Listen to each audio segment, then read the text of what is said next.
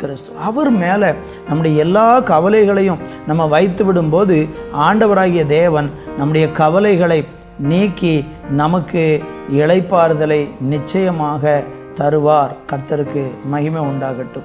எனவே இந்த நாட்களில் நீங்கள் தைரியம் கொள்ளுங்கள்.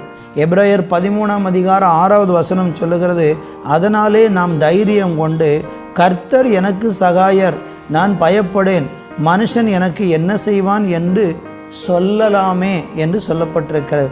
ஆக முந்தின வசனத்தில் படித்தீங்கன்னா அவர் சொல்கிறார், நான் உன்னை விட்டு விலகுவதும் இல்லை, உன்னை கைவிடுவதும் இல்லை என்று சொல்கிறார். அப்போ இந்த பூமியில் நமக்கு விசாரிக்க யாரும் இல்லைன்னு நம்ம கலங்க வேண்டியதில்லை. தேவனுடைய பிள்ளைகளாக தேவனை பின்பற்றுகிறவர்களாக நம்ம இருந்தால், நம்ம தனிமையில் இருக்கும்போதும் தவிப்பில் இருக்கும்போதும் நம்மளை வந்து விசாரித்து ஆறுதல் சொல்லுவதற்கு நம்முடைய ஆண்டவர் போதுமானவராக இருக்கிறார்.